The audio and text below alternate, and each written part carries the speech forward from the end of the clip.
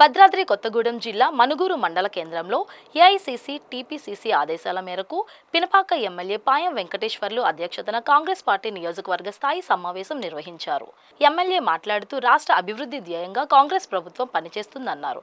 Congress party కోసం కష్టపడిన ప్రతి ఒక్కరిని పార్టీ ఎప్పుడూ నిర్లక్ష్యం చేయదన్నారు.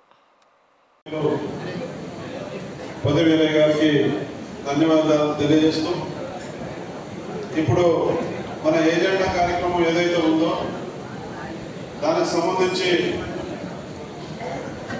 పార్టీలో భవిష్యత్తులో పార్టీ కోసం, పార్టీ నిర్మాణం కోసం ఎవరైతే ఉత్సాహంగా ఆశావాదులు ఎవరైతే ఉన్నారో వారందరూ కూడా 7 మండలాలు ఉన్నాయి. 7 మండలాల వారీగా 2 టౌన్లు ఉన్నాయి, 2 బ్లాకులు ఉన్నాయి.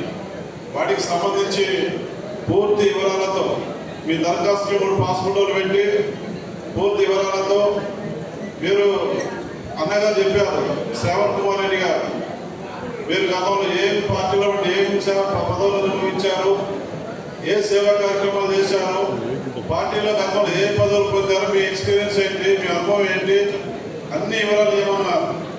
అవన్నీ కూడా మన పిసిసి అధ్యక్షులు గారి సమక్షంలో వారు పూర్తి స్థాయిలో మరి సామాజికంగా అన్ని రకాలుగా పరిగణలో తీసుకొని మరి పార్టీ నిర్ణయం తీసుకుంటుందని చెప్పడం జరిగింది. మనుగురు 100 పడకల ప్రభుత్వ హాస్పిటల్లో పినపాక ఎమ్మెల్యే పాయం వెంకటేశ్వర్లు జిల్లా కలెక్టర్ జితేష్ వి పాటిల్ సందర్శించి సిబ్బందితో రివ్యూ మీటింగ్ నిర్వహించారు. ఆసుపత్రి సిబ్బంది పేషెంట్లను కుటుంబ సభ్యుల మాదిరిగా ఆదరించి మెరుగైన వైద్యం అందించాలని ఈ సందర్భంగా వారు సూచించారు.